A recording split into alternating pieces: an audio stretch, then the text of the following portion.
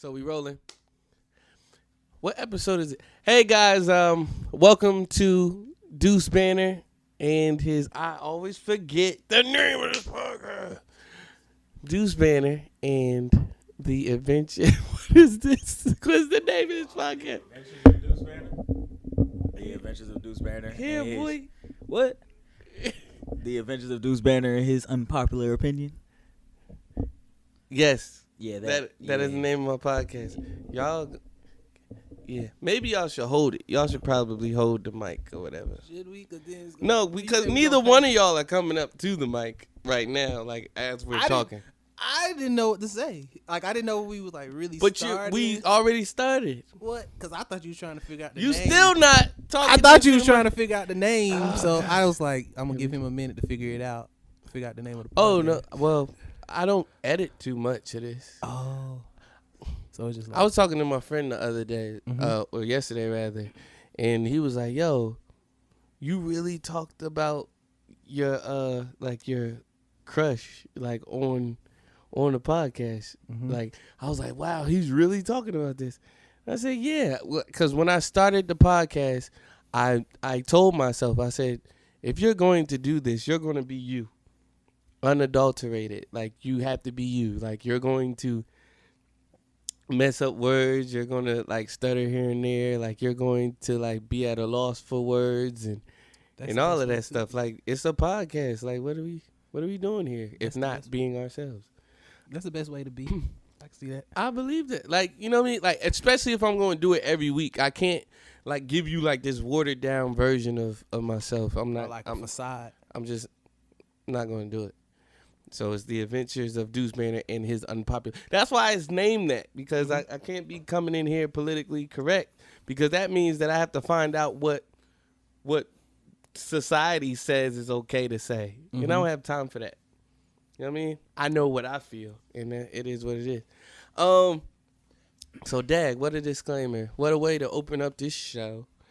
Welcome everybody to episode 113. So season 1. Episode 13. I finally have back my man John Carter, who just won the championship today. Yeah, I'm here. Finally back after a couple weeks, you know. But yeah, so we won today. I think John's gonna talk a little bit more today. Am I?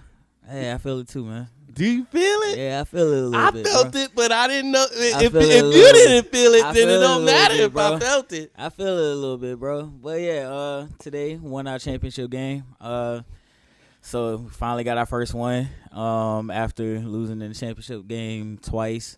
So it's a good feeling for these girls to finally pull one out. So yeah, man, a lot of excited faces. Yeah, it was a lot of excitement. So now we're gonna go see to celebrate. Gonna go see Civil War on Thursday. Instead of having practice, so it'll be a good team outing, just to get away from the court, I guess, a little bit. So I can hear the hottie now. We gonna go see Civil War. yo, that's how it went too. Yeah, I'm sure it would. Yeah, so John, we not gonna have practice on Thursday. We gonna take the girls to see Civil War. Yeah, that's exactly how it went. That's exactly how it went. Cause he was like, all right. Hey, he probably said it with a smile, like, "Yo, I just did something." Cause at first he was like, all right, we're gonna have practice on Monday, but Thursday we gonna go to the movies. And then all the girls was like, Civil War, Civil War. All right, we're going to go see Civil War on Thursday.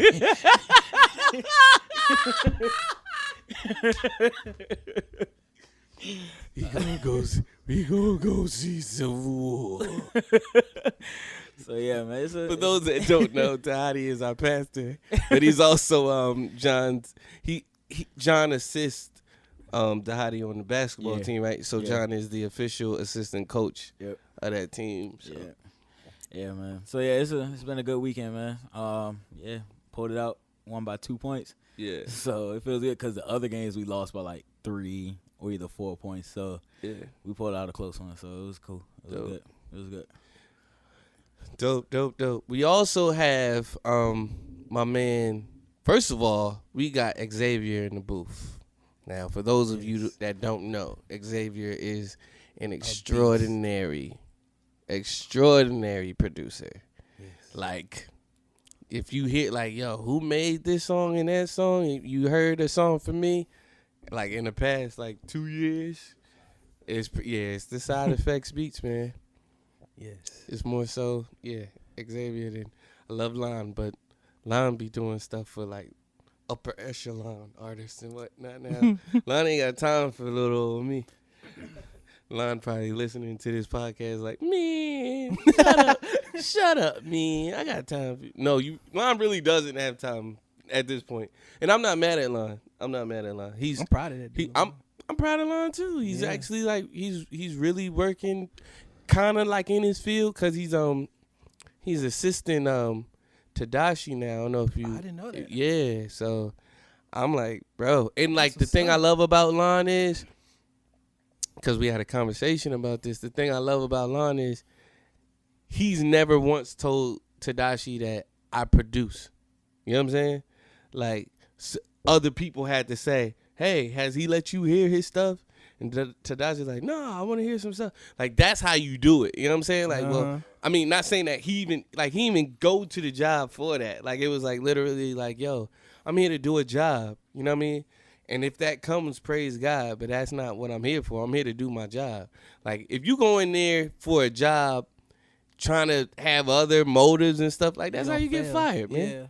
Yeah, and you look thirsty like that, you know what I mean? So for somebody to say, and also for like, take note, people that are trying to break into some type of field, just wait your turn and wait your time. You know what I'm saying? Like he was really like just put in that position. You know what I'm saying? Like, I need a job, and I'm pretty sure, like, I'll be damned if this don't open up no doors for this dude. Like, you know, because you go in there like, hey man, I also do this and that. It's like, okay. Go to Starbucks and pick up this, that, and the third. You know what I mean? So yeah, to my left we have my main man, my mellow, Tobias DeWitt. Hey, what's up? Insert clap noises, applause sound effect. Yeah. So talk to him, Tobias. Tell him about yourself, man. All right, my name's Tobias, like he said. I produce as well, not as nice as Xavier, my homie. Tobias is a producer. He forgot. No, because Tobias, I'm gonna let you tell. I'll let you talk about yourself, and then I'll talk about you. All right, so yeah, I'm a producer. I'm a rapper as well. Working right now on a project called Wit's Parables and the Beanstalk, and just trying to complete that. Me and Xavier, as Keith brought up earlier, me and him have been working closely on this one for 2 years, and we are finally about to finish it. So I'm excited, and that's me. I'm just Tobias. All like me. So Tobias is going to be modest, as he should be, and humble, as he should be, but when I think of Tobias, you do produce, but I think of you more as a Kanye West type. You know what I'm saying? Like, so yeah, you produce, but you produce best on your own stuff. You know what I'm saying? This is true. And you're creating a sound all your own. So so that's why I don't think of you as a producer. I think of you as an artist. You know what I'm saying? So it's like Tobias is like, you hear all the time, like, oh, such and such is creating a sound, or I'm about to create a new sound. It's like, no, you're not. But Tobias is in a league of his own. He will still rap you under the table. It's like when you listen to his stuff, it's like, what am I listening to? I don't know what this is, but I know that I love it. And that's...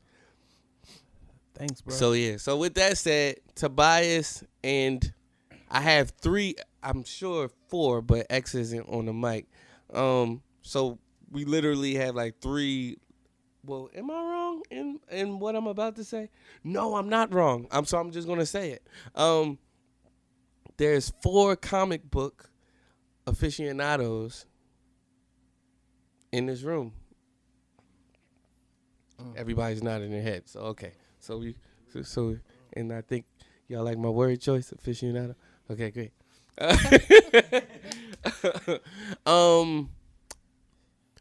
Yeah. So, as we all know, Civil War just came out, and you know we got to talk about it. We would be remiss if we didn't properly represent this movie and didn't properly talk about this movie like we did with BVS. And I don't even think I gave that much credibility. I think I just went and talked about it.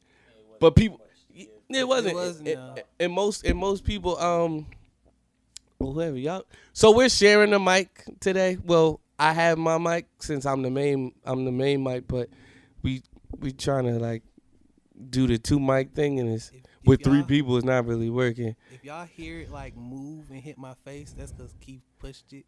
Because they're not moving it themselves. They're not taking the mic like I feel like we're not doing a podcast. I like, didn't know if I should feel disrespected with it. Like with boop. I don't want to keep doing that. That's why I'm making mention of it, like, because it felt disrespectful when I did it. That mic hit my lip. It hit your lip. The mic about to give you a bum bump. Bum bump, bro. Yeah. So yeah, but when I talked about Batman versus Superman, I think I was by myself. It wasn't with me and you. Yeah, it was. I think you were by yourself. I don't think we talked about it much. Yeah, because I didn't think there was too much to talk about. I'm like, this is it. And then, like, this is just it. We're not breaking this down. I'm going to tell you what it is. It was nothing to break down. No, and most people told me that I was spot on with it. So it was very to the point. Yeah. Yeah, it was nothing to get. Yeah. Like, as soon as I heard it, I called you and was like, bro, everything you said, I agree with. So you remember when you called me, Mm-hmm. like, I was literally in the car with X after seeing it again, because we were about to go. I was about to do another podcast and talk about it with Marcus, my friend Marcus Hollinger, on the podcast. I was like, so I want to be ready. Huh? Marcus loved it, and Marcus is wrong. Like, you know, like, I love Marcus. And I respect his opinion. But, like, I truly believe that he went, because I'm this person, he went in and tried to find, since he heard so much about it that was wrong, he went in to try to find the redeemable qualities of that movie and try to find them as much as possible. I'm that way with people. I'm that way with a lot of things. Like, especially if somebody, I'm that way with like music, movies, all that type of stuff. If somebody hates something, I'm like, well, I'm gonna find the thing that you can like about it. Or if everybody loves something, I'm like, well, I'm gonna find something that's how I am. To hate about. You know, that's just. I'm not about to go with the ebbs and flows or with the crowd. To my detriment sometimes.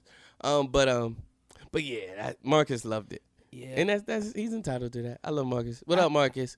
Marcus doesn't listen to this podcast. He doesn't. No. Dang. So yeah, so we're gonna talk about. So we're here to definitely talk about Civil War, but we gotta get a couple things out the way first. So Tobias was talking to me about Snapchat, and I want to know all that he has to say about Snapchat. So he was on a Snapchat wave earlier than me. Yeah, definitely earlier than me. A little earlier. I'm low key becoming like a Snapchat guru. Yes. Yeah. Yeah, he is. Follow him. I'm tired of telling people to follow me on stuff. Like, I'm like, if y'all don't know that I'm low key the man in these streets, like on these social media streets. Yeah, it's like y'all missing out, man. On a new level. I'm like, I have no qualms about saying like social media. I low key got this on lock, man. But y'all love y'all King Karans, and y'all love this person and that person. I'm like, okay, he's funny. Y'all missing it, but okay. Like, what I have to say about Snapchat is, my theory is people who initially hated it first are like the best at it, and I don't know why, but it's like take Key for instance, and I'm not saying I'm good at Snapchat, but at first I was like, I'm not gonna do that. That seems lame. I don't even know if I can really talk about this. Can I talk? Okay, so I initially did. I don't know what you're about to talk about, but I was like, what I sent you in a text message. You love to reference things that I have no recollection. What I sent you a text message about Snapchat. What I thought it was about for at first. Go ahead, man. Okay. This podcast is rated E. Okay. All right. So all right. For people like you, for whatever you want to say. All right. So the reason I didn't want to get Snapchat at first is because this girl, she hit me up. She was like, "Hey, do you have a Snapchat?" And I'm like, "No, I don't got a Snapchat." She's like, "Well, you should get one." And honestly, she was just being on a friend tip. But I'm thinking like, yo, you trying to sneak flash me, and I'm saved, so no, you can't digital flash me. That's not what's finna happen. That's not what's finna go down in these streets. And so every time I saw somebody on Snapchat, I was like, look at them sneak flashing people. Oh, so you judging people? Yeah, I was like, I'm prejudging. Like my old roommate, she used to be like, oh, Snapchat, yeah, that's where it's at, and I was like, yeah. So I was wrong, and eventually I get it, and it just started out as me like, I know, like most people just taking random pictures, but then I saw that it could be so much more. The stories could actually be stories, right? And just like making them funny, making them perspective. What I tend to do on mine is I tend to like usually start off, which a lot of people probably know now, is I start off like I'm finna be deep. And then it just goes left field, and I'm talking about like just anything, and you be like, I thought this man was finna like give me knowledge, and it's just like, sometimes I do, because comedy, that's the best thing about comedy, honestly, is it's true, and that's one of the best ways. Music and comedy are the best ways to like get the truth across to people. So, in my opinion, that's just my opinion. So that's fine, man. So like I think like when we watch it stand up, and you're like we're laughing because it's true. When we relate to music, we're relating because it's true. So Snapchat it just evolved, and Keith, I was bringing it up earlier because I guess Keith was bringing it up because I was watching his Snap. I don't think I brought up Snapchat. I'm sure you brought it up because Snapchat to me is like my alter. It's not an alter ego because I'm me all day, but like it's definitely something that I don't like tell people like all the time, like, yo, follow me. You know what I'm saying? Well, or like be my friend or anything like that. Follow him because on like a lot of people, they can't handle it. It's now funny. they can handle it for them, but for me, maybe I can't handle it because I love to post silly stuff, and I love to post like cool stuff, but don't approach me about it. I know what you mean. I can't. Cause I don't. I'm like, yo, that's social media life. You know what I mean? Like, I know what you comment on social media, but don't ever like say it to my face. I guess I'm that way. Like, you know, like or like don't text me about it. You know what I mean? Like, if you gonna say something, say it on Snapchat, but like leave it there. You know, it's just that I'm just that way. It's like it's always weird for me. For somebody, because first of all, Snapchats, they go away in 24 hours. So if you're talking to me about something that I did maybe 72 hours ago, and of course I haven't saved it, and like I'm like, I don't know what you're talking about. And another thing with Snapchat, because this is how I know, like, okay, I'm at least 25% crazy. Like, social media has helped me with this. Like, know this for sure. Because it's documented. Like, I can go back and I'll wake up and I'll look at my Snapchat and it's like another person did it. You know that those snaps I did. I'm like, what's wrong with him? Like, and I'm like, he is me, and I am him. Those snaps I did about like chitterlings and stuff. I watched tweet about chitterlings. I watched those back. I was like, do you say chitterlings or chitlins? I say chitlins, but then the way it's spelled, but the way it's spelled like chitterlings. But I was like, what? But no, like those snaps I did about those, I watched them back. I was like, what? Yeah. And then people, like, it makes people think like I'm sillier than I am in like everyday like conversations. Right, like some stuff is just for that. Yeah. Because I'm a completely different person on Instagram than I am on Snapchat. Like, you won't see the same Duce on Instagram, Snapchat, or Facebook unless I'll link it all together one time. And we got to get John back engaged in this conversation because he was just texting. And we had John for about a good 2 minutes when we were talking about his sports team. I mean, it's not too much I can say because I'm on the side. So it's like I don't want to say and be in the background. So I'm letting Tobias have the mic. So, no, but yeah, y'all share the mic. Nah, because I ain't know when he's gonna be finished talking, so I was just gonna let it ride. No, so I segued to you. Oh, great. Yeah, it was a but nice he was segue. definitely texting. That was a nice segue though. Yeah, I was on Instagram liking pictures and stuff. But Snapchat, I don't do it. I got one. You have one. I got one, yeah. But I don't do it. I probably snap like once every 2 months. I just lurk. That's all I do. Somebody told I was doing a video shoot. Yeah, yesterday was Saturday. So I was doing a video shoot yesterday. And this lady, she told me that she does the same thing.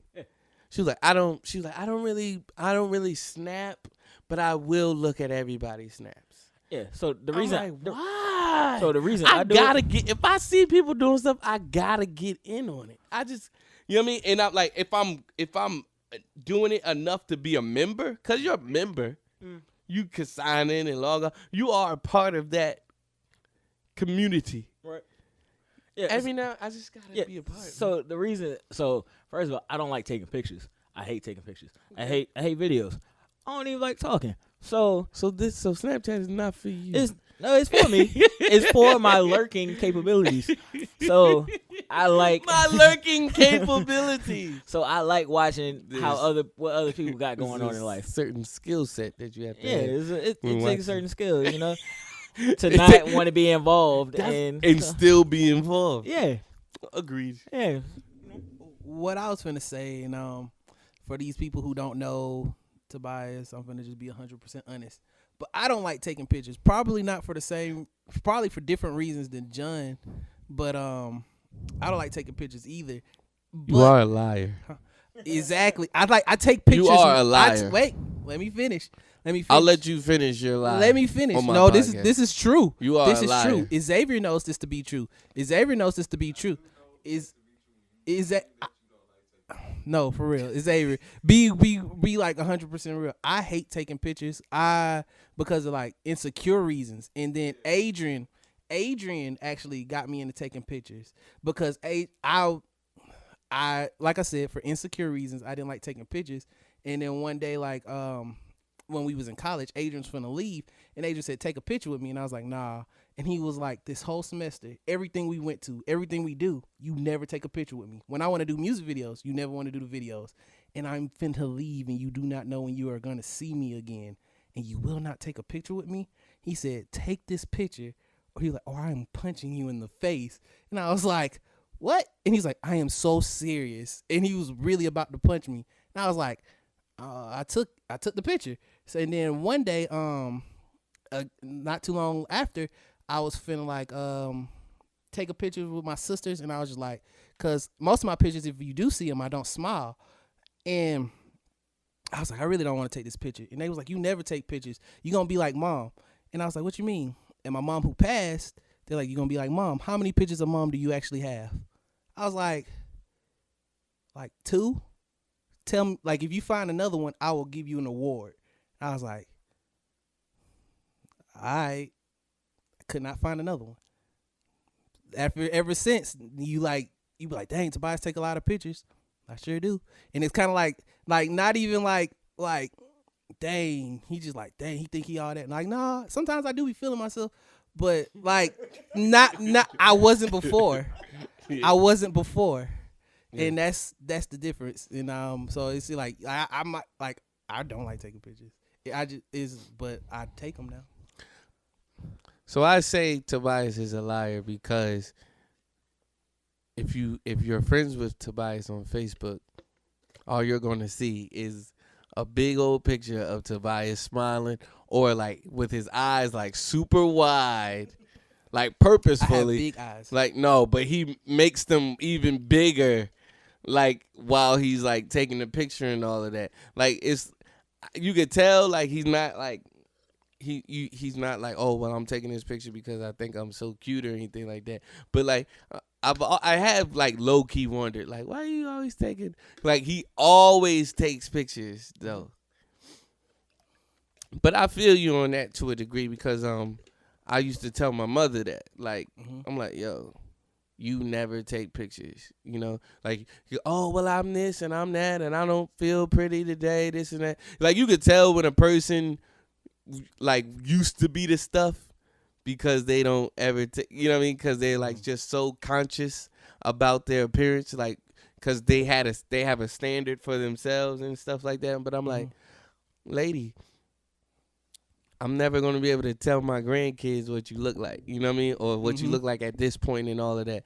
And like, so every now and then I kind of have to like remind her, like, I don't care how you feel you look. You know what I mean? You are my mother and I need pictures of my mother. You know what I mean? So I get it. And I'm glad that you have begun to take pictures for sure. What else? Oh yeah, so Drake, we might be a week late, and that's fine. I do what I want, my podcast. But, well, let's say this. Let me get my phone ready for this one. I like to, These songs. let's do it. So, excuse me. I like to give, so in this day and age, music does not drop like how music used to drop.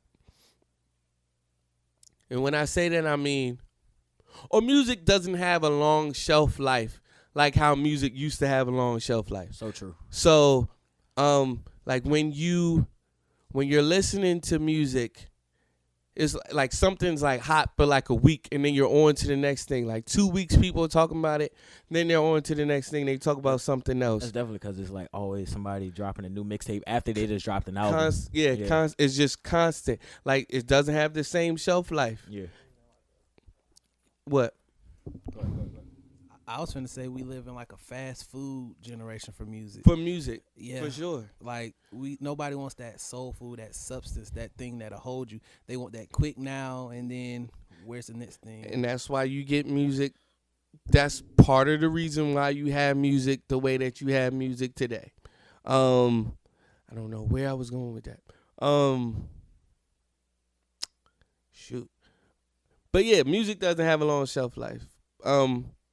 So I think I'm coming from that. When I think about music, I'm coming from a generation of like that grew up under the Miseducation of Lauryn Hill coming out, where that stands the test of time.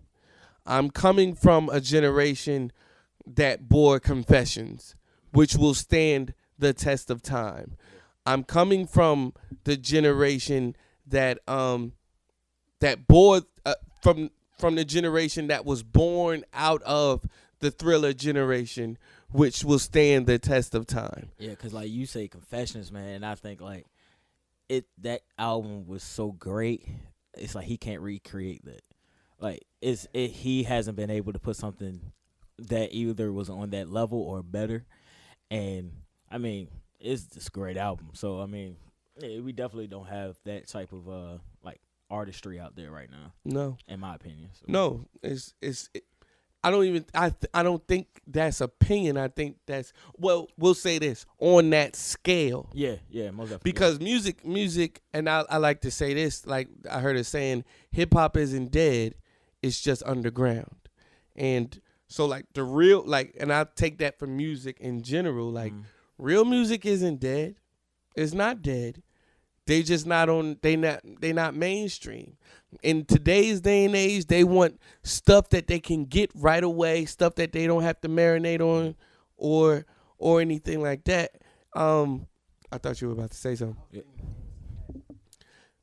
Anderson .Paak is underground, as far as we're concerned. Yeah, cause that album is hot and nobody's talking about it. Malibu.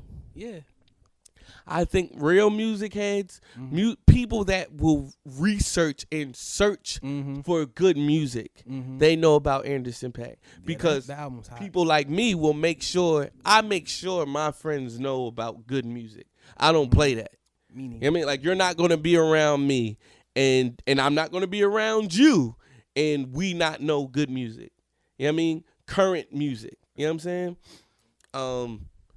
So when we're discussing this album, or mainly they'll be discussing this album, and I'll give y'all the mics.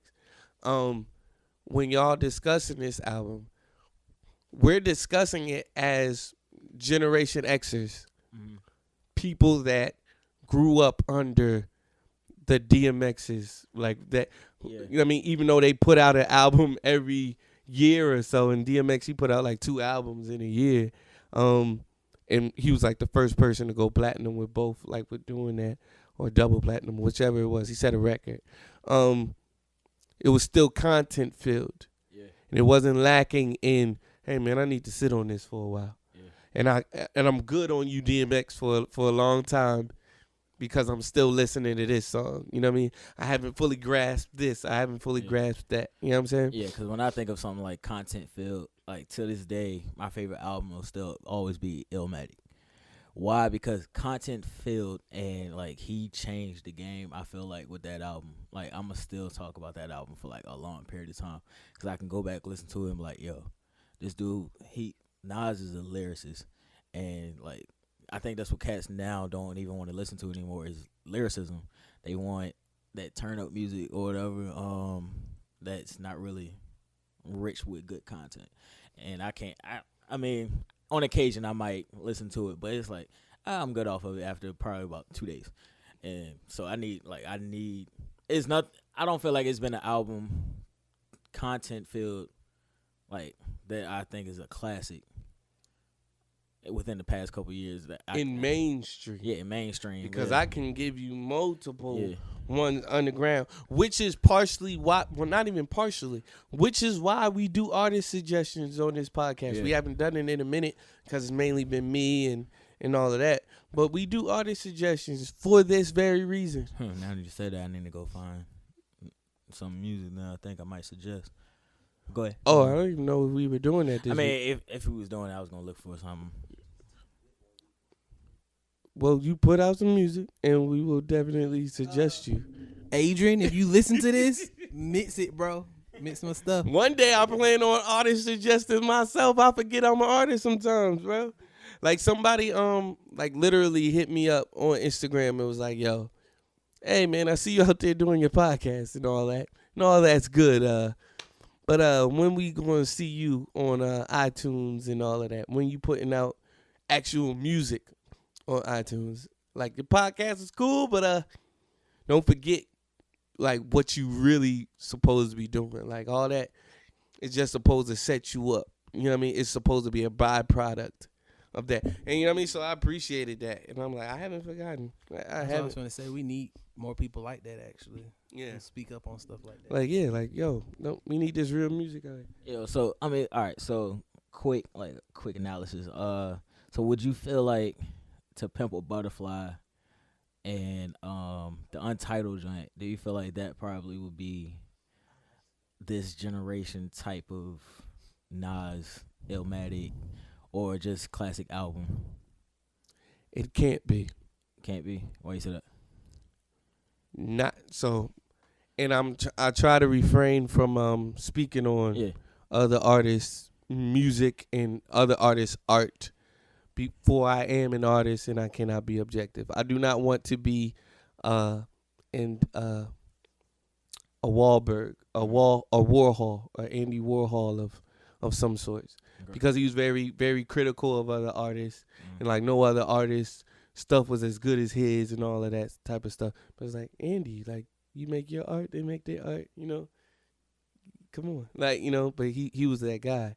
I don't want to be Andy Warhol, but so when I make this statement, it has nothing to do with Kendrick Lamar as an artist. I'm more so talking about the generation that we are in. And it's the way that this generation thinks is just a byproduct. The way this generation thinks about, or the way this generation interacts with music is just a byproduct of the world today. It's just a mirror of what the world is today. So So when I say that To Pimp a Butterfly can't be a classic in today's day and age, I'm not talking about Kendrick Lamar or the album itself or the work of art that it is. It's a masterpiece. What I'm saying is, it's not when I think of words literally. I take words very literally. Words are there for a reason. Words mean something for a reason.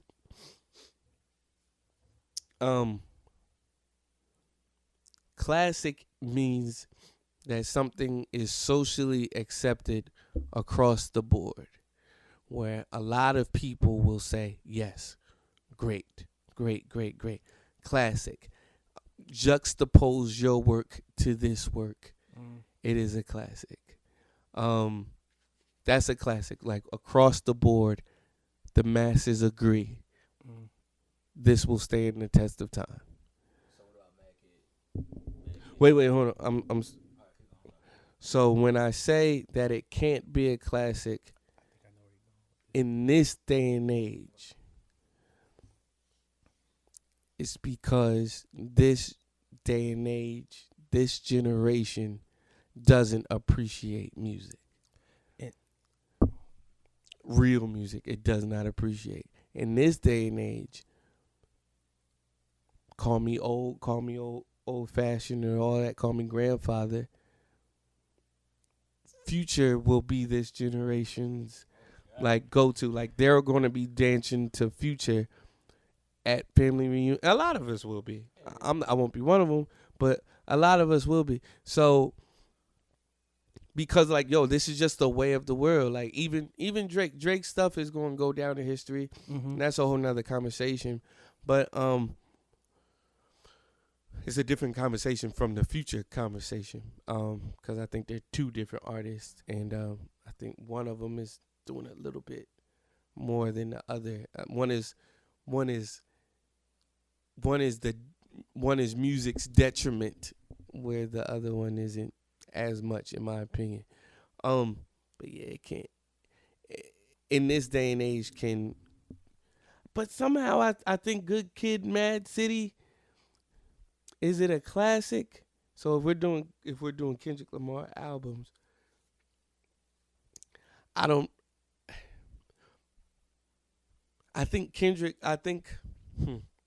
this is a tough conversation. Good Kid, Mad City, I think we were at it was like the very end, you know? Like, so it was like, yo, this is the end of an era. Like literally an end of an era as far as music is concerned. In the beginning of another one. You know what I mean? So it will always be like the last of its kind. And also Kendrick Lamar is an anomaly. So I'm kind of like, I don't know. What I was finna say is I kind of felt like I knew where you were going with that. But I don't think I expressed it right, but I think because when you said I feel like I know where he's going, I was like, okay. Well, I feel like I knew where you were going because like I feel like the way you were trying to define it, well, the all I'm saying is in a way I agree with you. Like in my heart of hearts, in my mind, like My Beautiful Dark Twisted Fantasy, yeah, it's a classic to me. But then that's me. If we're talking about a generation, I remember the other day I was talking to like this dude who's like 21 or whatever, and he was asking me, "Have you heard this Future?" And I was like, "No, I ain't heard it." "Have you heard this so and so?" "No, I ain't heard it." "Have you heard this so and so?" "No, I ain't heard it." And then he said, "What you listening to?" "My To Pimp a Butterfly." And the way he said it, I was like, was that supposed to be an insult? Yes, it was. Exactly. And so yes, that it was. And then so the way you by classic like you couldn't, like, back in, like, when we were kids, everybody was talking about Tupac album. Everybody was talking about Biggie album. And today, people still are talking about Tupac album and Biggie album, hence the classic definition. But, like, you go to Tobias, hey, man, that Future Evil album is classic, right? And I'm going to be like, nah. Bro, because I think back in the day, back in those times, because back in that time, you had your Uncle Luke. Mm-hmm. You had bless you. You had Bless you. you had like your party. You had your party tracks, Mm-hmm. but you knew where to place them. Exactly. You knew that they had a place. Exactly. You know this is not everyday listening. Mhm. This is okay. I'm gonna go to the club. And have I'm getting fun. ready to have fun with my girls or with my dudes, and they're gonna play this type of music in these venues. This is not everyday music. Mhm. This is not music that I can live my life by. Mhm. That's the difference between generations.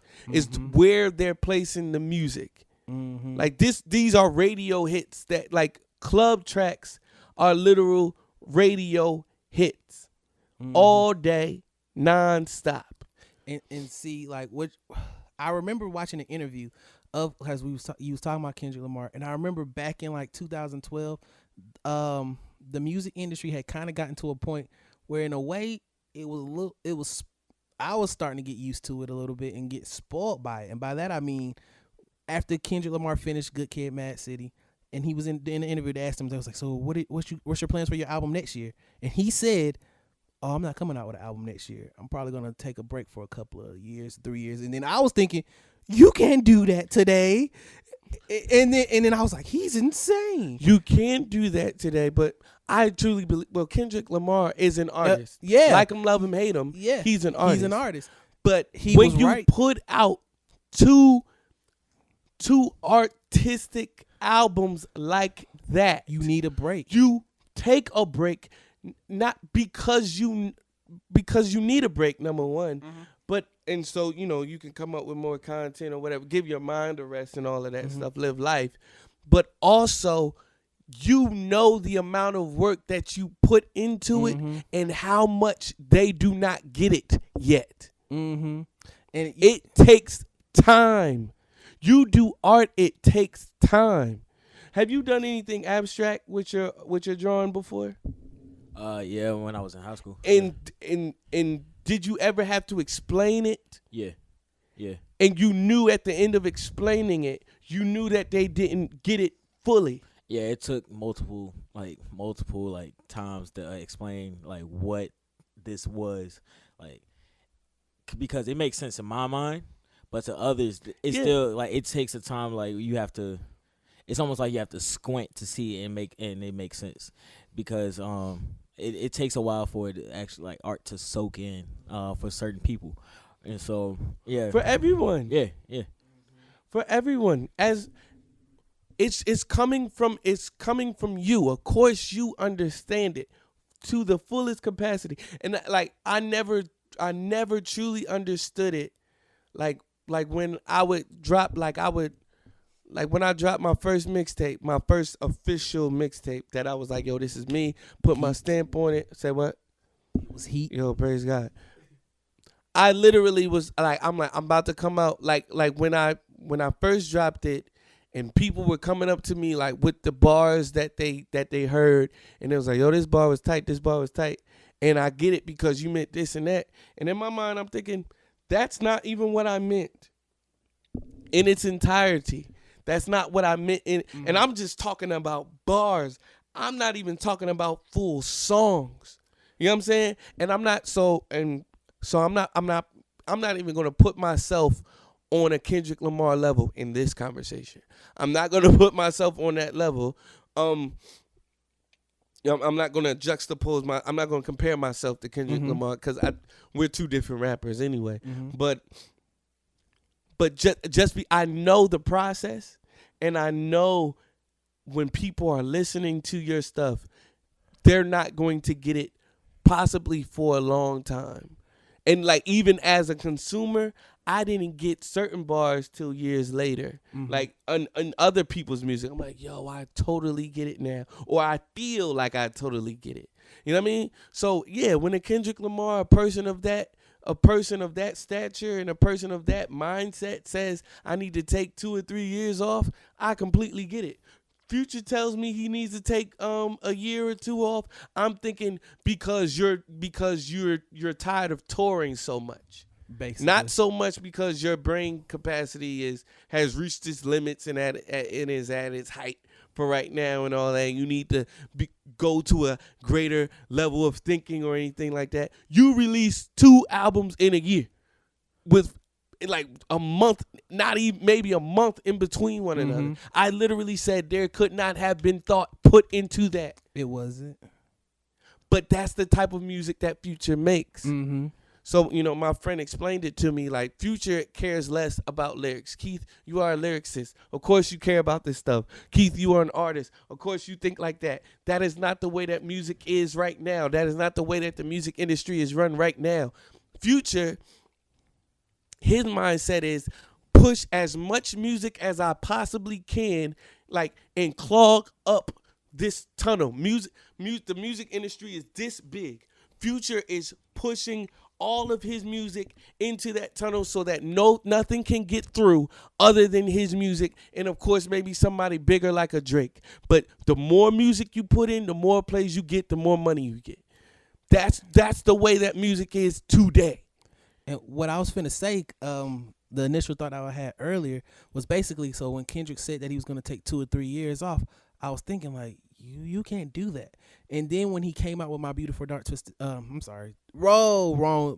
Pimp a Butterfly.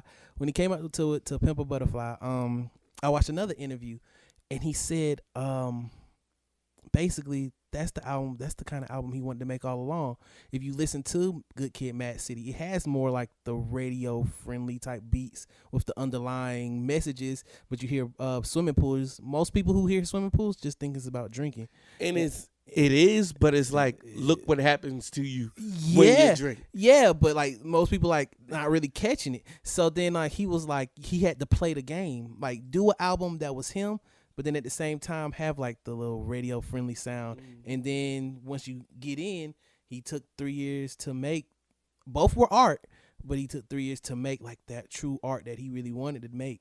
And that's when To Pimp a Butterfly came out. And I agree with everything you just said, Keith, because there's been times where like I've written something and I feel like it was simple to me, or like even like it was simple to me, but it was meant to challenge other people, and somebody would hear it and I could be like, yeah, 2 + 2 is 4, and they'd be like, hey man, that's going over my head. Where's that stuff that says 2 + 2 is 5 though?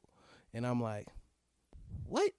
And to me, I never like, I'm like you said, sometimes artists feel like they're going against the grain to challenge people, to be artistic, to challenge themselves, to push the boundaries.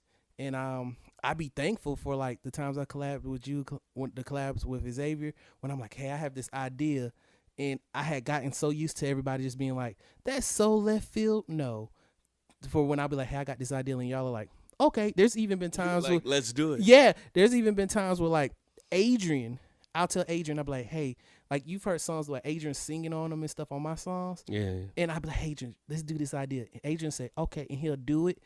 And you guys are hearing, y'all be like, this sounds awesome. Adrian initially will tell me like, yeah, man, I thought it was gonna sound like crap, but I trusted where you was going, and I knew you heard it. And then after the end, I was like, that was good. And I was like, oh, thanks for trusting me. I didn't know you thought it was gonna sound bad.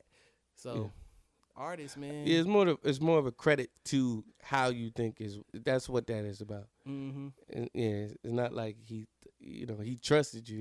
That's ultimately it. Yeah. It's more of a credit to, hey, you like continue to think how you think, because just because I'm not in your brain, I don't hear what you hearing. Just because I don't think that is going to sound good, that should not deter you from creating the art that you need to create. And art is, to me, you know how people say that cleanliness is next to godliness, which is not scriptural and is not in the Bible, and so don't go off of that. But I think that artisticness and creativity is next to godliness. And so I would never let anybody deter, you know what I mean? Like, hey, just because I don't hear it, I don't know what God put inside of you. You know what I mean?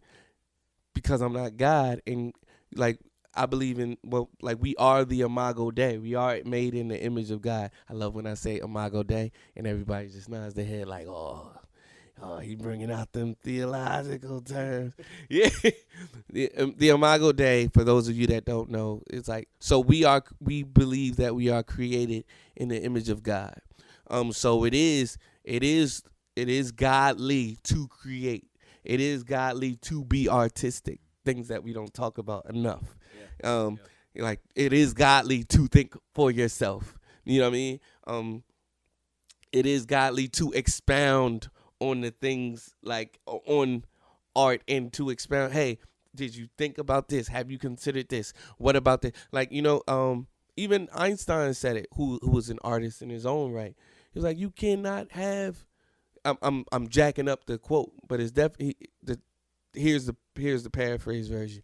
You cannot have science without God, and you cannot have God without science.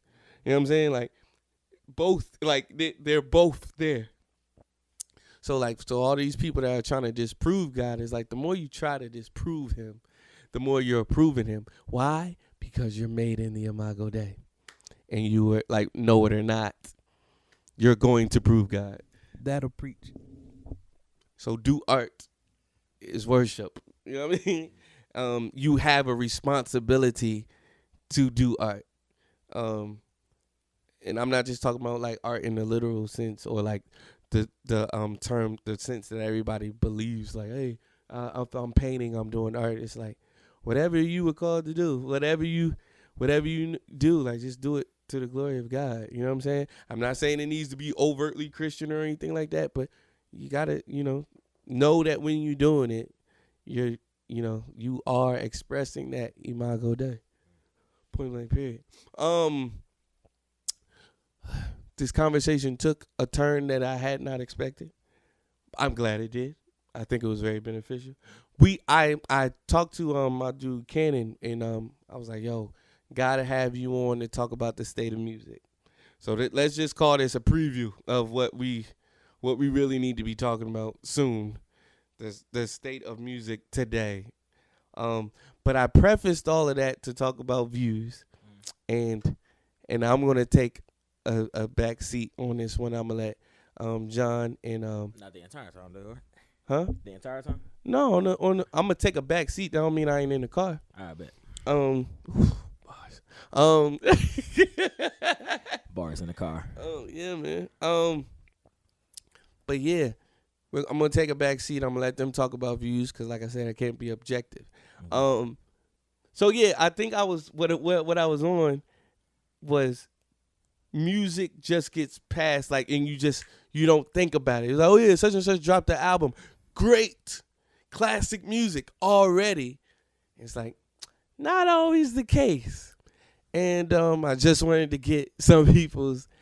I did not pick like-minded people for this because we are here to talk about Civil War, and this is just a subtopic of the main topic that we're here to talk about. But we would be remiss if we did not speak about views on this level. So I'm gonna hand this over to somebody.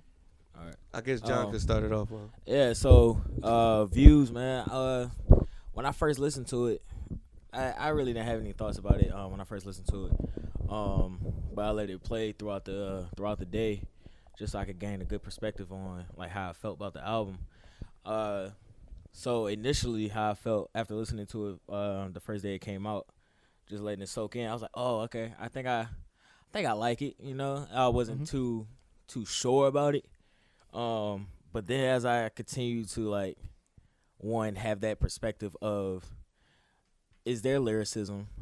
Two, am I immersed into how he's feeling in this album? It was just like, I don't think I really enjoyed this album. I went to enjoying a majority of it to then only playing like 3 or 4 songs off the album, like continuously. And so, of course, I'm not going through each album. Through each song, because I feel like it would be pointless. But like the only ones that I really felt, I guess, that I kept in rotation was I feel like he kind of didn't do the DMX joint justice, the You With Me joint, but it's like it rocks in the car. So that's probably the only reason why I really play it. And then it's Western Road Flows. I like that one too. Man, maybe I liked Faithful, sort of. Which one is that? Faithful, the joint Pimp C in it. Oh, I got something to say about that one, Yeah. but I'll let you. And then Summers over Interlude, Going to Fire and Desire. And so those are like the only joints that I was, cause he could have done without Hotline Bling on this thing. I agree. If I never hear Hotline Bling again, I would be totally satisfied. I wouldn't even be upset if I never hear this song again. I'm blinged out. I'm tired. Like this song, it's annoying. It was catchy. Yeah. It was catchy for a while. The video, I feel like he did all that stuff, on purpose, Yeah, to be like silly or something. Yeah, it's, marketing, man. Mm-hmm. Marketing. And then, so I feel like the anticipation that came along with Views, it didn't meet my expectations. Yeah. I feel like he can do so much better than what he did on this album. 'Cause I'm hearing people say, and I think I definitely agree with him, this is a Take Care Part 2. So he didn't do anything I feel different other than maybe the couple, how would you say it, Caribbean type feels with Controller and One Dance. Mm-hmm. I hated One Dance when it first came out, but it's catchy. Yeah, Controller's catchy too. But that's what I'm trying to stay away from though, is catchy, because I don't know, I don't consider myself a rapper at all. Gave that up when I was 15. Did it for like 2 years, and I was done, because I knew it wasn't something that I really wanted to do. When I know it's something that I don't want to do, I'm not gonna put it up or continue with it. So yeah, I don't know. Well, what I have to say about it is basically, now first I want to say something about the Faithful song. Yeah. What's funny to me about the Faithful song is that in when I heard Pimp C, I initially got excited because RP Pimp C is like, it's kind of like not to go back to the Kendrick thing, but at the end of To Pimp a Butterfly when Tupac came, and I was like, what? And it was just like that initial feel of like excitement, like, to hear an old friend. I didn't know Pimp C, I didn't know Tupac, but to hear an old friend again and just have them feel like they're like back for a second. So to hear Pimp C, I was like, whoa. But then initially my mind started wondering. I was like, yo, would Pimp C, would he co-sign on this song really? He even says on the song, the only person I mess with is what's his name? Bun B. Bun B, yeah. He says on the song, the only person I mess with is Bun B, whatever. And then I was like, so what y'all just took this man verse and put it on this song? It's like yeah. Then after that, I'm gonna kick him in the face. It just put like his he. It's like me being like Lord, like, hopefully I'm here for a long time and I'm here for a while. That's like me saying on a song like, yo, the only producer I mess with is Xavier, and then y'all take my verse after I'm going and just put it on like some random dude's verse. Like, yeah, like no, he says on this line, the only person he messes with Bun B. So if you was gonna use a Pimp C joint, that it didn't even correlate with the song. Where did what Bun B say? I mean, where did what Pimp C said correlate with that particular song? Like the DMX sample. The DMX sample correlated with what the song. I'm not saying it was my favorite song, but at least it correlated with what the song was about, because he was like quoting DMX almost the whole song. I even noticed like the little thing of the song begin with a phone call, just like that How's It Going Down begins with a phone call. So I noticed that. I was like, okay, whatever, I see what you did there. But is you with me or what? Yeah, that was my joint growing up. They used to come on in the mornings, every morning when I would wake up. I'd be like, ooh. But anyway, that song still goes. I wonder how they even got that clear, because DMX clearly said he doesn't mess with Drake. I don't know. Anyway, yeah, he said he didn't like anything about Drake. Not his haircut, not his face. I was like, yo. And then they got this man on his song. I was like, where did this? That caught me. And it's like, I'm like,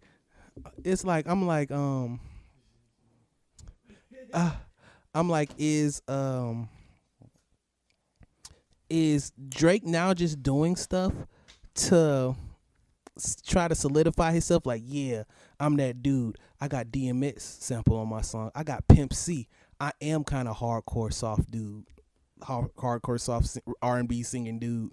Like, bro. Yeah, and he's doing the same exact thing too that Keith had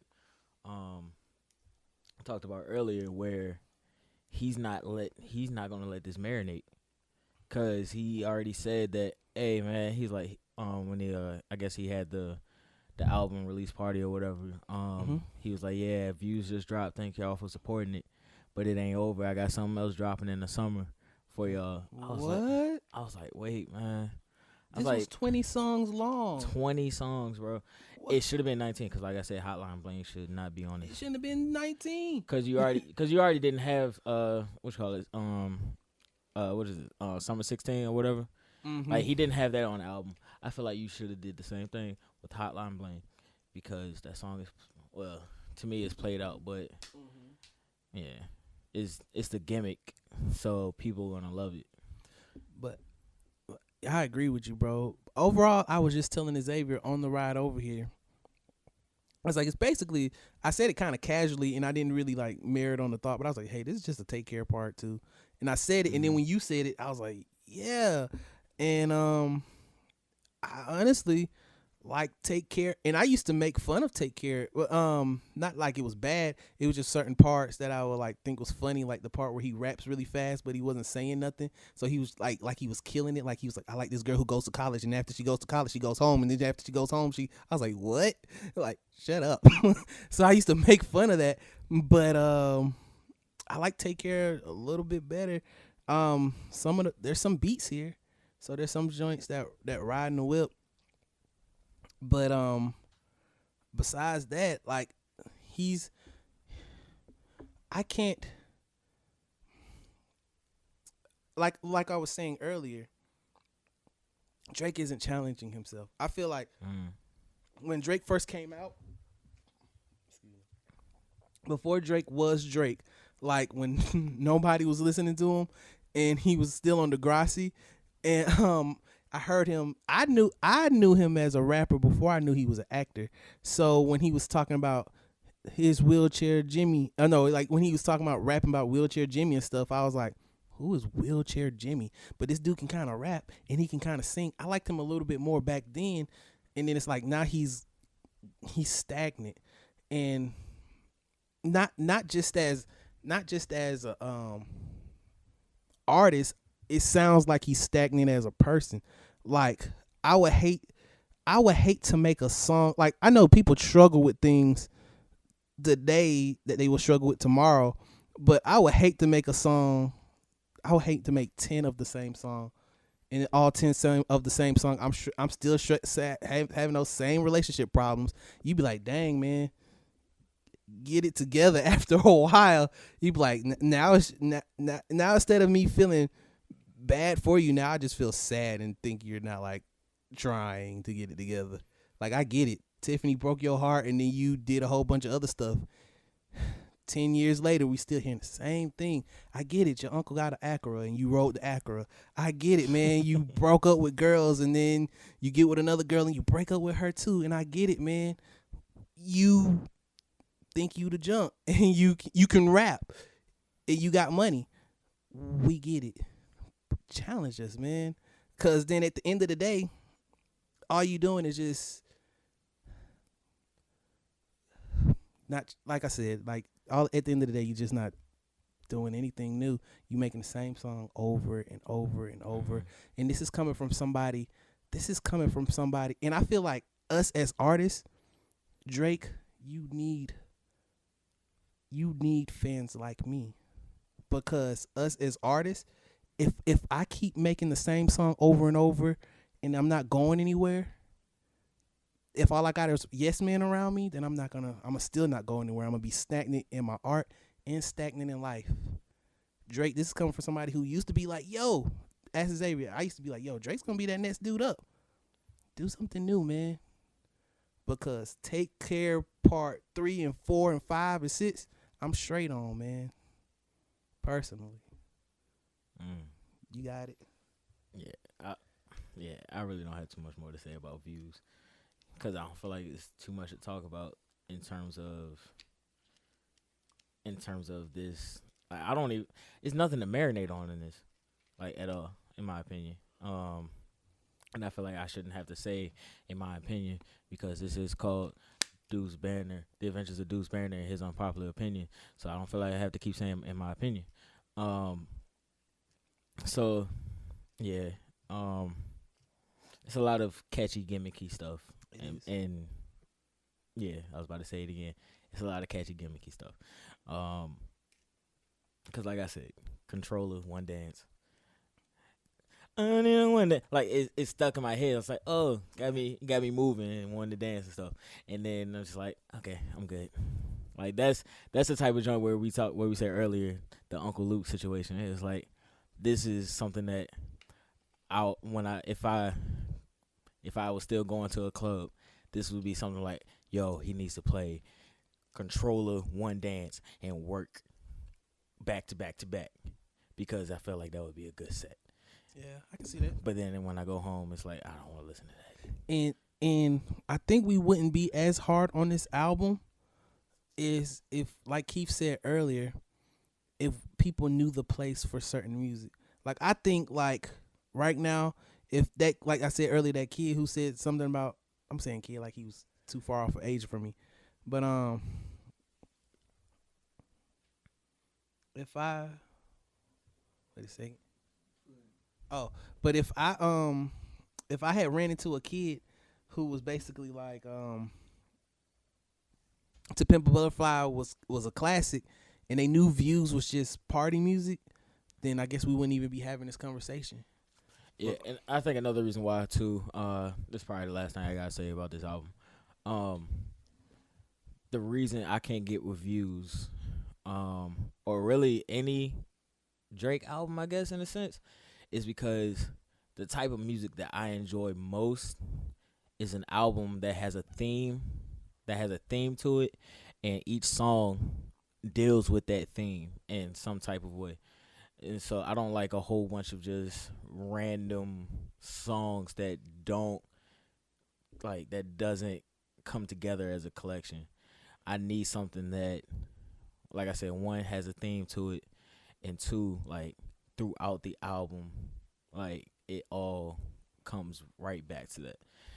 Because I feel like, yo, you put a whole lot of thought into this album. You took the time to be an artist. You took time with your art. You didn't rush it. You wanted to develop what is in your mind a masterpiece. And maybe he thinks that's what this is. Why? He shouldn't think that at all. But maybe he thinks that. But like I said, that the theme type music is what I enjoy. So, yeah. He said in an interview it was supposed to be like those seasons or whatever. And I guess listening to it, I kind of, after he said that, listened to it, noticed like, oh, this song he's talking about summer. This song he's talking about winter. Oh, he said something about spring. I kind of noticed that. But overall, I agree with you 100%. That's why when we were talking about it being 19 or 20 songs or however long, that's why I was like, it shouldn't have been that long, because it wasn't no cohesive. Like, if you're going to do 19, 20 songs, have a cohesive theme and drive it home for me to sit. That's like having a movie that's just everywhere. I don't want to sit through that. So basically, how I feel with this is like you said, it's like one minute I'm driving, 1 minute it's like a GPS that just doesn't really know like how to give you directions. So 1 minute I'm driving, and then instead of it being like, okay, up here we're gonna make a turn to get to our destination, nope, we're driving one way, left here, right here, oh god, well, turn here. I'm like, oh no. He's like, basically, it's like 1 minute I'm like, okay, and then the next song I was like, that didn't really seem like it would have went next, and then, but okay, that happened. Next song, it's just random songs put together. Yeah, it was terrible transitions. There were Yeah. terrible transitions on this album. And that's all I really have to say about that. Yeah. Huh. Yeah, we should be, but yeah, I'm off. I'm off that Views though. Yeah, I'm off that album. I'm getting deja vu right now. I had a dream or something where John just said whatever he said. So yeah, man. I am not going to comment on views. I appreciate you guys' views on views, and we will transition to something that I can comment on. Captain America, Civil War. Spoiler alert. There are spoiler alerts. There's gonna be spoiler.